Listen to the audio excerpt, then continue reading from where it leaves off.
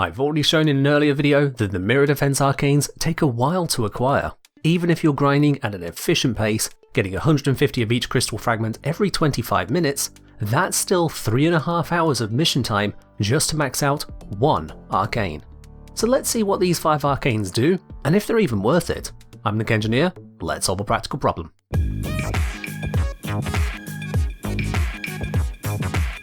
As we go through, I'll be rating each arcane like on a tier list, with ratings from worst to best being F, D, C, B, A, and finally S tier. With these ratings in mind, let's look at our first arcane, Primary Plated Round. When you reload your primary weapon, you gain a temporary damage bonus. The scale of the bonus is tied to both your maximum magazine size and how much of that magazine is reloaded. As it's triggered on reload, this doesn't work on bows like the Dread or recharging weapons like the Fullman. The equation for this bonus is this.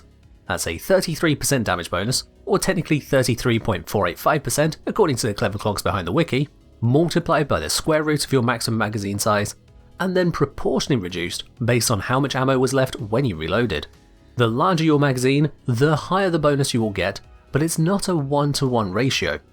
A one-shot weapon like the Vectors will get a 33% bonus, while a 4-shot magazine gets a 67% bonus, a 100-shot magazine gets a 335% bonus, and so on. The bonus damage provided by this arcane surpasses that of a Steel Path arcane when you have a magazine of at least 116, not counting the other bonuses you can get from Steel Path arcanes. The problem with Plated Round is that pesky third term, reducing the bonus if you do a tactical reload with only a partially depleted magazine. While the Amprex has a maximum magazine of 100, and there's a maximum bonus of 335%, if we reload with only one ammo consumed, this will instead grant only a 3% damage bonus, 10 times lower than what the Vectors gets with its just one shot. For weapons which reload one at a time, like the Felarx or Tsar, the arcane doesn't stack the bonus as you reload, but instead just keeps refreshing the timer on a very low damage bonus, as you're only partially reloading the magazine every single time. To make matters worse, the bonus duration on this arcane is only 10 seconds at maximum rank, meaning in order to get the full bonus, you must empty your entire magazine within 10 seconds of reloading. Even with ammo support such as dispensary, transmutation probe or ammo case, that is still a lot of ammo consumption being forced onto high magazine, high rate of fire weapons. Very few weapons will be able to keep up with that amount of demand. Realistically, the only circumstances in which this would be better than a Steel Path arcane is if you are unable to get kills to charge the Steel Path arcane, which will mostly be in boss fights. In that case, you'll usually be better served using Primary Frostbite, both for critical damage and multi-shot bonuses. That arcane has a longer and refreshable bonus duration, and it only demands cold procs. Technically speaking, there are some weapons which can use the bonus of Plated Round to some extent, where you're unable to apply cold status effects and unable to get kills at all, but because of how niche this is, I'm rating Primary Plated Round as D tier. Unless you know for a fact exactly how and why this arcane will be the correct choice for a build, don't waste your time on it in this state. Next, we have Secondary Kinship. While you are buffing your Warframe or an allied Warframe, your secondary weapon gains a plus 20% critical chance bonus. This buff stacks additively with critical chance mods and applies an extra stack for every extra buff you apply. The only cap on how many buffs you can benefit from is your Warframe's ability to actually apply those buffs. For example, Excalibur lacks any buffing abilities without augments, while Wisp has 3 buffs that can apply to allies just on her first ability. I'll leave you to check individually which Warframes have what eligible buffs, as there's no way I'm about to go over 52 Warframes worth of abilities in just one video. Now, most Warframes don't have 3 buffs to apply to their whole squad, and those Warframes with multiple buffs may find that allies often refuse to be in range or activate them all at once. Sure, Octavia has the highest potential, thanks to a combination of passive, third and fourth abilities, but this requires each player in the squad to be in range of each ability, as well as jumping, crouching, shooting and meleeing sufficiently in time with the beat to activate each buff. There's also Mirage, who is a weird case. Her clones count as allied Warframes to be buffed when using the Total Eclipse augment, but that is her only buff ability, which again impacts the effectiveness of this arcane. Still, if you have 3 active team buffs and 4 allies to put them onto, then that is 12 stacks of kinship for a total critical chance bonus of 240%, which is just slightly better than the bonus afforded by the mod Creeping Bullseye. In order to achieve this, however, you've used up a slot which could have gone to plus 360% damage bonus from a Steel Path arcane. Much like the issue with primary plated round, this arcane doesn't just require you to meet the conditions, but also has the opportunity cost of not using some other bonus. Secondary Kinship is also competing with Cascadia Overcharge, which grants 300% critical chance whilst you have overshields, or Cascadia Accuracy, granting 300% critical chance on headshots for 4 seconds after rolling, neither of which require allies in your squad nor active buffs on them. So if you find yourself using a Warframe with many buffs to apply, a squad all ready to receive the buffs, a situation where you cannot get kills for Steel Path Arcanes, or have a weapon setup that would benefit more from the critical chance, and it's easier to maintain all the buffs than to maintain overshields on yourself, then you can consider using Secondary Kinship as an optimal choice. Now this isn't as bad as Plated Round, as Kinship does have more options when it comes to weapon choice, but it is still rather niche. Due to all this, I'll rate it as C-. It's honestly quite forgettable, even when the right situation comes up, though a determined Wisp, Octavia or Oberon could potentially get workable value from the arcane. My recommendation would be not to waste your time getting one. Our third arcane today is Arcane Double Back. This goes onto your Warframe and grants damage resistance for 4 seconds on performing parkour maneuvers. At maximum, this will give you 25% damage resistance on a dodge roll, 25% on bullet jump, and 25% on double jump, adding together for a maximum 75% damage resistance while all 3 buffs are active. Each one has its own independent timer, and each 25% requires that specific parkour move. If you do 3 rolls in a row, this will only grant you 25% resistance, not 75%. So Double Back is in an interesting spot, as it's one of very few Warframe arcanes which provides damage resistance. The only others are Arcane Guardian, which sometimes grants you 900 armor for 20 seconds if you're hit, or Arcane Tanker, granting 1200 armor for 1 minute when you deploy your heavy weapon. Arcane Tanker's bonus is equal to 75% damage reduction if your Warframe has 100 armor, 50% reduction if your Warframe has 900 armor, and 25% damage reduction if your Warframe has 3300 armor. So for most Warframes then, Arcane Tanker will provide significantly more than 50% damage reduction, closer to 75% for the whole minute. Arcane Double Back then has a massively shorter active duration, necessitating all but constant parkour movement just to get the full bonus.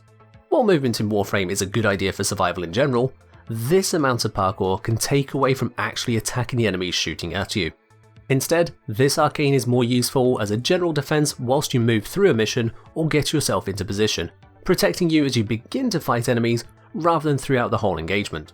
Still, in terms of a damage reduction bonus, Double Back is one of very few arcanes to offer it, and is the only one to benefit shields as well as health. More mobile playstyles can definitely incorporate it, but that short duration is punishing. For that reason, I'm rating this as a B- arcane. It'd be better if the duration was longer, but for now, this is how it stands. Rolling on to our next arcane is Arcane Steadfast. This one once again goes onto your Warframe, and has a 20% chance to trigger whenever you cast an ability. When triggered, your next 3 ability casts have 0 energy cost. This functions very similarly to Zeneric's Inner Might passive ability, allowing you to cast the ability even with 0 energy left. It even has the same visual indicator of a bright mote of light gently drifting around your Warframe until it's consumed. Also similar to Inner Might, the only other notification you get of activation is a buff icon on your buff bar.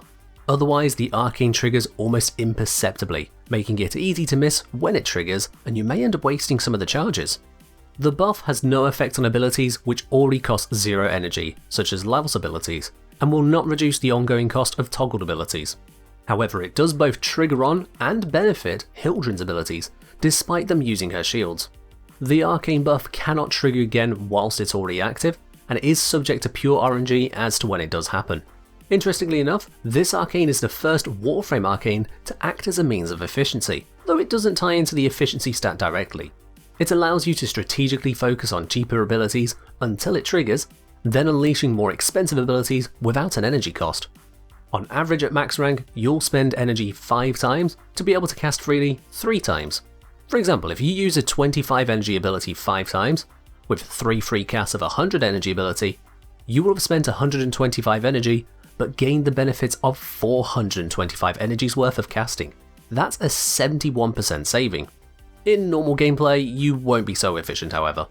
Most frames will be utilising 50 and 75 energy abilities in normal rotation, and you won't always be able to make use of 3 casts of 100 energy ability, if you even have one, before needing to recast something cheaper instead. In a very basic scenario, where you're always casting abilities with the same cost, this Arcane's effect drops to an average saving of 37.5%. The biggest competition to Arcane Steadfast is the legendary Arcane Energize. Energize has a vastly more reliable trigger at 60% instead of 20%, and will grant 150 energy to you and your allies on activation. Energize works better with more efficient abilities, getting the most out of the energy granted, as well as supporting toggled abilities. Steadfast, on the other hand, doesn't increase your energy income, it only reduces the outgoings. This synergizes with energy sources that are not energy orbs, such as Wellspring, Nourish, and Emergence Dissipate, as you can potentially get more casts out after using the energy that they grant you. Unlike Energize, Steadfast doesn't get any worse the lower your ability efficiency, as you always have the same chance to get additional casts. But the biggest weakness in Steadfast is all in its probability. A 20% chance of a set of 3 free casts leaves you exposed to RNG. If you're not concerned about being unable to cast abilities for a while, then it's a low risk but also low return arcane, as your abilities clearly aren't that impactful. If instead you're relying on abilities being available, a dry spell can lead to death or even mission failure. On the first cast, there's a 20% chance your next 3 casts are free. However, you also have a 20% chance to cast 7 of that ability in a row and still not trigger the arcane. With more expensive abilities thrown in, you could be consuming hundreds of energy with the arcane acting as if it doesn't exist at all. Compared to Energize, which has less than a 3% chance of failing to activate 4 times in a row, Steadfast will frequently fail you if you rely on it. So while this arcane can enable increased ability casting, you should still build like it doesn't exist, to be prepared for the worst case scenarios. One final aspect you should be aware of is the effects on Brief Respite and the Augur mod set. Those mods will grant you shields based on the energy spent on casting an ability. As you might expect, removing the energy cost with Arcane Steadfast also removes the ability to restore shields by casting. If you are relying on shield gating, I would strongly advise against using Steadfast. Overall, I'd rate this arcane at A-, as it's certainly capable when carefully managed. If anything, it qualifies as a poor man's Arcane Energize, as it's easier to obtain or cheaper to purchase. It's just held back by that lack of reliability. And so finally, we turn to Secondary Encumber. When you fire a shot that applies a status effect, this arcane has a chance of applying a random additional status effect. This random effect can be any physical, basic element, or combination status effect, including ones not present on the weapon you're firing, giving a total of 13 possible status types. If that status type is a damaging one, such as a toxin proc, it'll still be based on your weapon's shot damage, just like a normal status effect, including any relevant equipped mods. As this is all about applying additional status effects, it's entirely an arcane for status priming. The restriction on this arcane is that it doesn't trigger with every single status effect you land. Instead, for every shot you fire, you can proc this arcane a maximum of once, even if you have multi-shot and hit multiple enemies. Each hit that includes any number of status procs will one by one roll the chance to activate this arcane. Once one of the hits triggers the effect, the rest of the shot fired is no longer considered. This means that multi-shot and multi-target increases the chance of the arcane being utilized, but with diminishing returns due to the cap on 1 proc per shot. In terms of the number of status procs you're applying, this means that the arcane will at most be a 24% increase if you're firing single target weapon with no more than 100% status chance, no multi-shot, and no forced procs. In reality, the amount of additional status effects applied will be significantly lower than that. But that's not what Encumber is geared towards. It's not trying to give you loads upon loads of status effects. Its role is giving you status effects you never could have had. With 2.8 multi-shot and guaranteed status effects, you have an average of a 53% chance to deliver a bonus status proc with this arcane every shot. For something like the Kuvanukor, with a base 10 fire rate, rising to 16 with Lethal Torrent, that's an average of 8.5 additional status procs per second. While you can mod 4 or 5 innately onto the Kuvanukor, this would give you a very high chance of applying multiple other effects which wouldn't normally be present. Now, in themselves, many status effects are of limited value. Applying an impact, puncture, blast, or magnetic proc to a Grineer unit will be doing close to nothing, and you're realistically not getting much from a status primer applying toxin, electric, slash, or gas either, as they have low damage. However, all 8 of those effects, and any others you may be applying, still qualify for one of the strongest mod options in the entire game. That is Condition Overload. Condition Overload and its primary counterparts Galvanized Aptitude and Galvanized Savvy applies 80% additional pure damage to the weapon for every unique status effect active on an enemy. If the enemy has 40 heat procs on them, this is just 80% extra damage, as it's only one status effect. However, if the enemy has one of each of Impact, Puncture, Slash, Blast, Magnetic, Toxin, Electric and Gas procs, that's 5 times fewer status effects in total, then the damage bonus becomes 640%. To say this is just a big bonus would be a bit of an understatement. One of the most meta-changing additions to our arsenals in recent years was the introduction of Steel Path Arcanes to primary and secondary weapons, and these will grant you up to 360% damage. With 13 potential status procs, Secondary Encumber can lead to you getting plus 1040%, nearly 3 times that bonus. To really get the most out of this arcane, you want a secondary weapon with a very high fire rate, either 100% status chance or a 4 status effect, and basic multi-shot to improve the per shot chances. Optional extras includes ammo efficiency or recovery, such as pistol ammo mutation, and status duration with the recently buffed Perpetual Agony, if you're hitting many enemies at once with your primer. After all, it's no good getting these random status procs if they run out before you've cleared through the enemies. What this all means is that Secondary Encumber, with no hint of exaggeration, is the best in slot for rapid fire, limited target primer weapons. The only downside is that the effect is diluted if you're hitting multiple enemies at once, which does bring this down a bit, putting it at the bottom of S tier.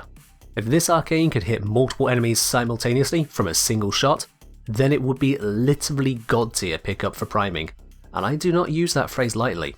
If you ever consider using a secondary status primer, especially for high level content, this is the arcane you want to get first.